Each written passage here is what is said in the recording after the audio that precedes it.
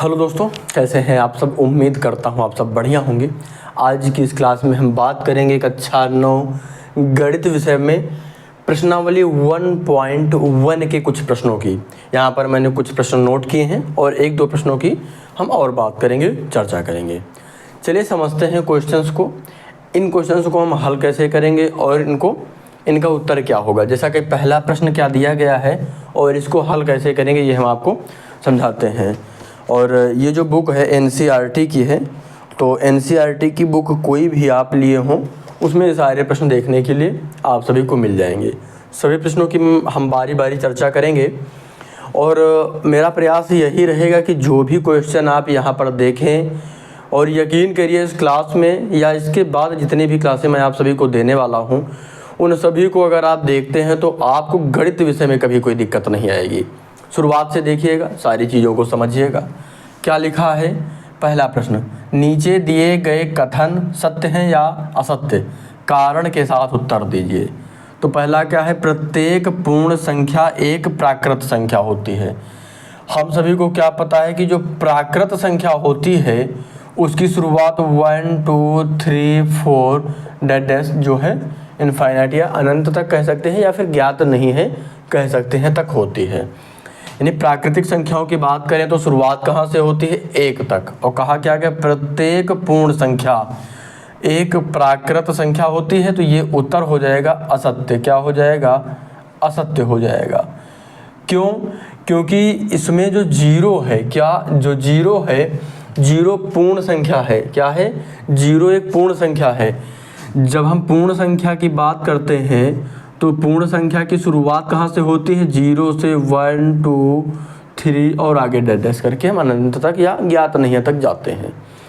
लेकिन जो जीरो है ये प्राकृत संख्या नहीं है क्योंकि उसकी शुरुआत 1 से होती है। क्लियर हो गया ना। अब यहाँ पर देखेंगे अगला चीज़, ये चीज़ क्लियर हो गई।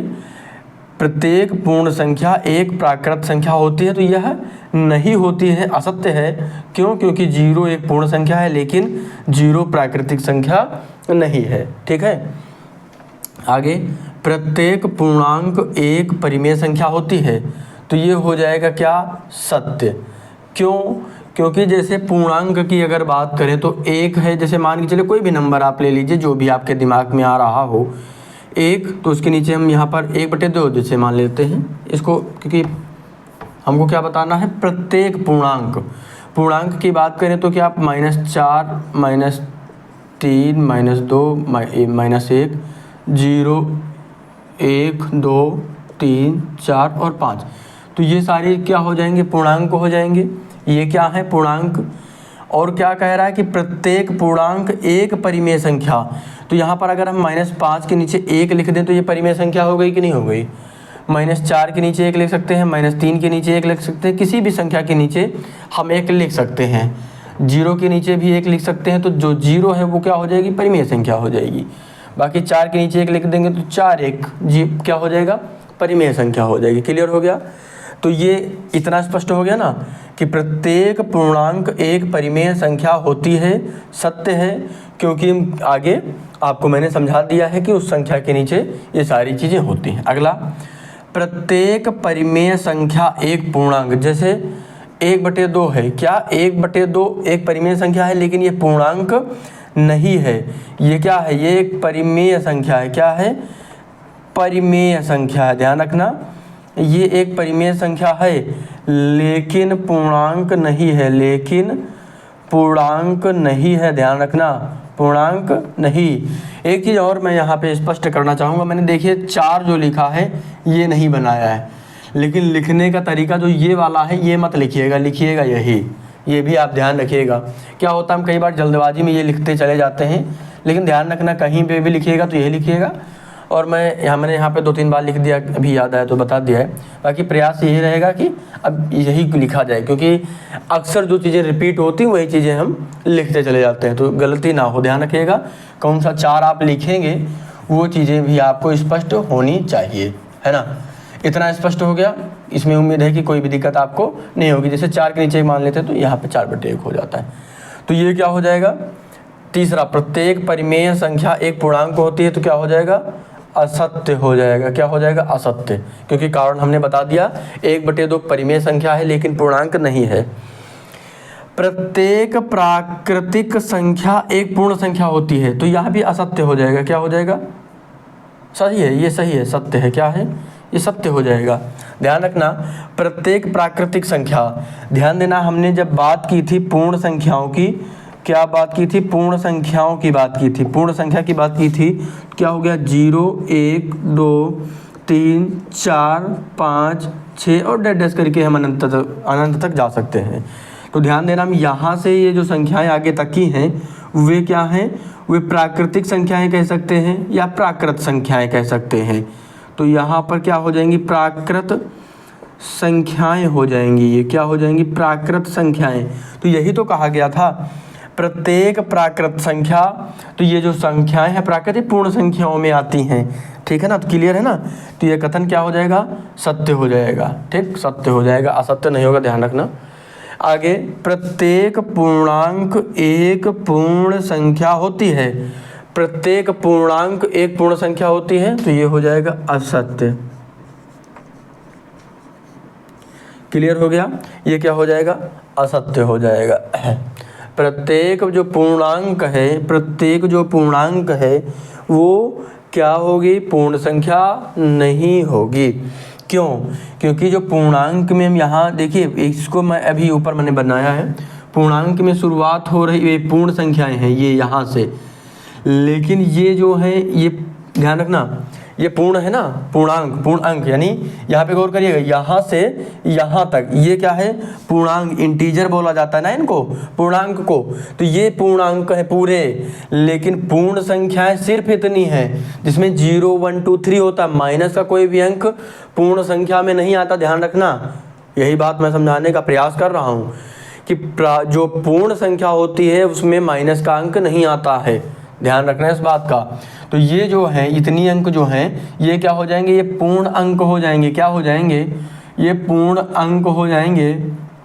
और जो माइनस वाले अंक हैं ये सब मिला के होंगे पूर्ण, ये ध्यान रखना, ये पूर्ण संख्या होगी। ध्यान रखना, ये गलत हो गया है, पूर्ण संख्या हो जाएगी। ठीक है, 0 से लेकर 1, 2, 3 ये जो आगे की संख्याएं जाएंगी वो पूर्ण संख्याएं होंगी। ठीक, लेकिन जब पूर्णांक की बात करेंगे तो पूर्णांक में नेगेटिव के अंक भी होते हैं। यही चीज़ स्पष्ट करने की ज़रूरत है, यही चीज़ ध्यान रखना। ठीक है ना? पूर्णांक में जब बात करेंगे तो उसमें 0 प्लस का 1 प्लस का 2 प्लस 3 भी होगा, माइनस का 1, 2, 3 भी होगा। यही बात मैं यहाँ पे बताने का प्रयास कर रहा हूँ। 0 के साथ साथ माइनस के भी और प्लस के भी, प्लस वाले क्या हो जाते हैं? तो धनात्मक पूर्णांक, माइनस वाले निगेटिव या नकारात्मक पूर्णांक कह सकते हैं। ठीक है, नकारात्मक पूर्णांक हो जाएंगे या ऋणात्मक पूर्णांक भी लिखा हुआ मिलेगा। ठीक है, निगेटिव इंटीजर्स इनको अंग्रेजी में बोला जाएगा, पॉजिटिव इंटीजर्स धनात्मक वालों को बोला जाएगा। क्लियर हो गया ना? ये क्या है? असत्य है, क्योंकि इसमें नहीं होते हैं। प्रत्येक परिमेय संख्या एक पूर्ण संख्या होती है, तो ये क्या होती है? असत्य। क्या? असत्य।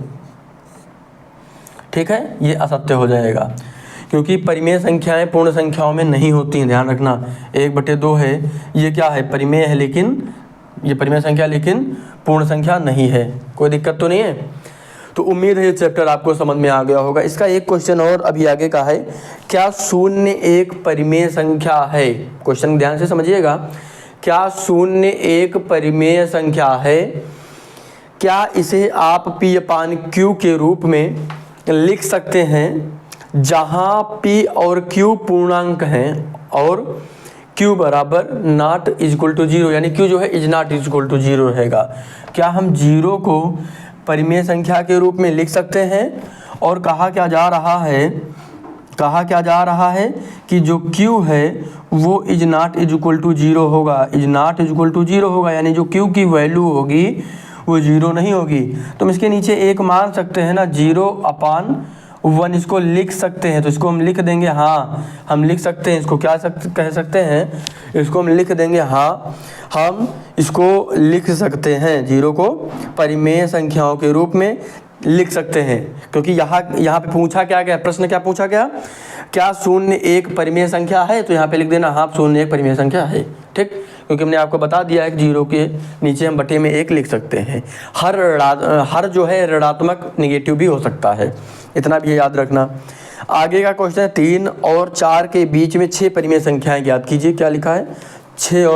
3 और 4 के बीच में, इसको लिख लेते हैं।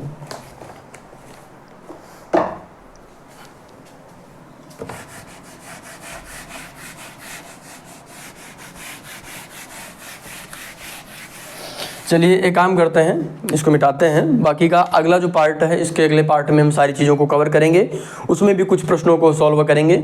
और लगातार हमारे साथ जुड़े रहिएगा। कोई भी डाउट हो तो ज़रूर बताइएगा। धन्यवाद।